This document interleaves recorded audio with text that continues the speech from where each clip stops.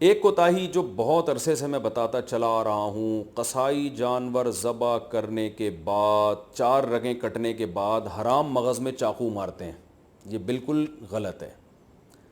صرف 4 رگیں کاٹ کے جانور کو چھوڑ دینا ہے تاکہ بلیڈنگ زیادہ ہو، اس کا خون نکل جائے باڈی سے.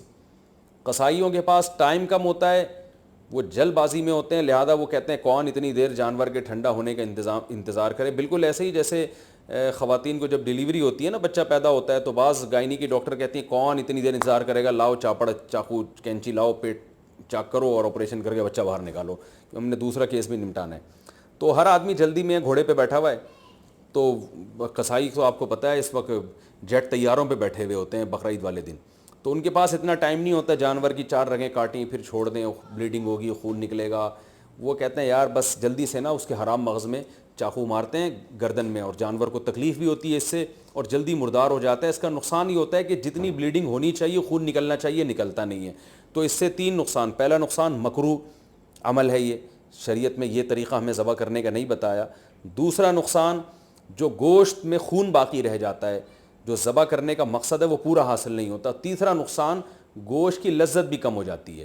اور چوتھا ایک اور نقصان، گوشت میں جو بیماریاں ہیں آپ کو پتہ ہے بلڈ کی وجہ سے ہوتی ہیں، کہ بلڈ اگر گوشت میں رہ جائے تو اس میں بیماریاں بھی رہ جاتی ہیں.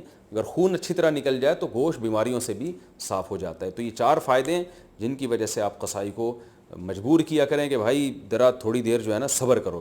اور اگر پھر بھی صبر نہیں کرتا تو جس کھونٹے سے آپ نے گائے کو باندھا تھا، جیسے ہی جانور ذبح ہو فوراً جو جتنے آدمی جانور پہ تھے وہ سارے جانور کو چھوڑ کے قصائی پہ آ جائیں اور اس کھونٹے سے اس کو باندھ دیں تاکہ جانور آرام سے خود سے ٹھنڈا ہو جائے.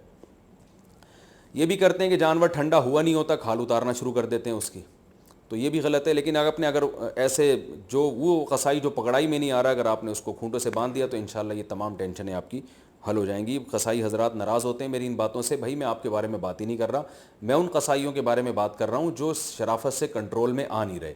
تو آپ تو ماشاءاللہ اچھے لوگ ہیں جو میرا بیان سن رہے ہیں، آپ تو جانور کی 4 رگیں کاٹیں گے، اس کے بعد آپ آرام سے بیٹھ جائیں گے یا دوسرے جانور کو گرانے کی فکر میں لگ جائیں گے.